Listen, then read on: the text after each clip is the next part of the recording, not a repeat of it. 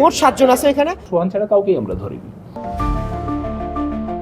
বেশ কিছুদিন ধরেই চলছে বরিশালে স্বাস্থ্য খাত সংস্কার আন্দোলন। এ আন্দোলনকে ঘিরে পাল্টাপাল্টি হামলার অভিযোগের পর এবার 7 শিক্ষার্থীকে তুলে নিয়ে যাওয়ার অভিযোগ উঠেছে।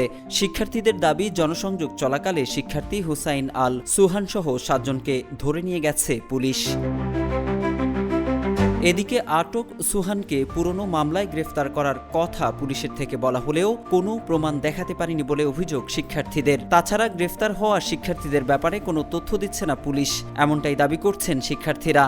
আন্দোলন চলাকালীন সময় তারা যখন অ্যারেস্ট করতে যায়, অ্যারেস্ট করার সময় তারা কোনো প্রকার সোহান ভাইকে বলা হচ্ছে আগের মামলায় গ্রেফতার করা হচ্ছে, সে আগের মামলার ওয়ারেন্ট কোথায়, সেই ওয়ারেন্ট তারা দেখাইতে পারে না এবং সেই মামলাকে তারা নির্দিষ্ট করে আমাদেরকে বলে নাই। তার প্রেক্ষিতে আমরা যখন পুলিশ কমিশনার মহোদয়ের কাছে আসি, আমরা তার সাথে কথা বলি। পুলিশ কমিশনার মহোদয় আমাকে একটা ছবি দেখায়, যেটা 2020 সালের একটা ছবি। সেই ছবিকে কেন্দ্র করে নাকি তাকে অ্যারেস্ট করা হয়েছে। আসলে সেই মামলার কপি কোথায়, সেই মামলার কপি আমরা কিন্তু এখনো পাইনি, বা তার নামে যে ওয়ারেন্ট বেরিয়েছে সেই ওয়ারেন্টের কপিও আমরা পাইনি। আমরা যখন মাননীয় পুলিশ কমিশনার মহোদয়ের কাছে জানতে চাই যে আসলে যে তাকে যে গ্রেফতার করা হয়েছে সেই মামলাটা কি স্যার যায় বলেন, আর হচ্ছে ওয়ারেন্টের কাগজটা, সে বলে আমরা তাদের কাছে কৈফিয়ত দিতে বাধ্য না, সে আমাদের কাছে। তখন আমরা এক পর্যায়ে উঠে আসি।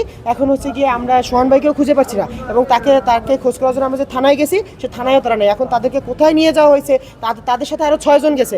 6 জনের কথা যখন আমরা বলি, তখন পুলিশ কমিশনার মহোদয় বলে যে তাদের নাকি একজনকে অ্যারেস্ট করা হয়েছে। আসলে একজনকে অ্যারেস্ট না, তারা 6 জনকে উঠিয়ে নিয়ে গেছে, মোট 7 জন আছে এখানে। শিক্ষার্থীদের কেউ কেউ বলছেন, গ্রেফতারের পাশাপাশি পুলিশ কর্তৃক তাদের নারী সদস্যদের শারীরিকভাবে হেনস্থা করা হয়েছে।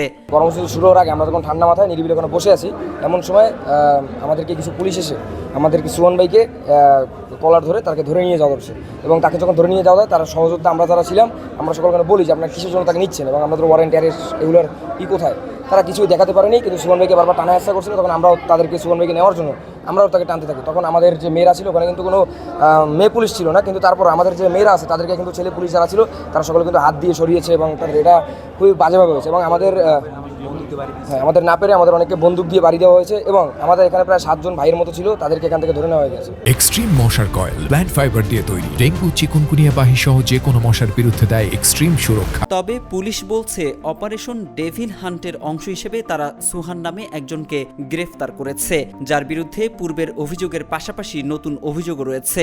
এখন অভিযোগ যেটা করলে তার সঠিক না, অভিযোগ যেটা করবে সেটা তার সঠিক হয় না, এটা তো রাইট। তো এখন আসলে বিষয়টা হয়েছে, আমরা ওখান থেকে একজন ছেলেকে ধরেছি, নাম সোহান, এবং তার অতীত রেকর্ডও খুব খারাপ। তার দেখবেন যে দেশীয় অস্ত্র বেশির হাতে তার ছবি আছে এবং তার আগের অ্যাক্টিভিটিসও খুব খারাপ ছিল, এখনও খারাপ আছে। তো এটাকে আমরা ডেভিল হিসেবে ধরেছি, কিন্তু আমরা তাকে এখন ধরেছি হলো ডেভিল হিসাবে, ঠিক আছে। এর পরবর্তীতে আমরা যে মারার ঘটনায় যদি দেখি যে তার সম্পৃক্ততা পাই আমরা খুঁজে, হয়তো সেটা তো সে ইনক্লুড হইতে পারে, বিষয়টা এইটুকু। এবং বাকি আর কাউকেই ধরা হয়নি। ওরা যারা বলছে যে গেছে, তারা গাড়িতে উঠে গেছি এমনি নিজেই, এবং তাদেরকে এখন ওখান থেকে ছেড়ে দেওয়া হচ্ছে মানে গাড়ি থেকে বলছে আপনারা চলে যান, আমরা তো সোহান ছাড়া কাউকেই আমরা ধরিনি। জানা গেছে, নগর ভবনের সামনে থেকে দুপুরে বরিশাল মেট্রোপলিটন পুলিশের কোতোয়ালি মডেল থানা ও ডিবি পুলিশের সদস্যরা অভিযান চালিয়ে সুহানকে আটক করে। এ সময় তাকে ধরে নিয়ে যেতে পুলিশকে বাধা দেন আন্দোলনকারী শিক্ষার্থীরা।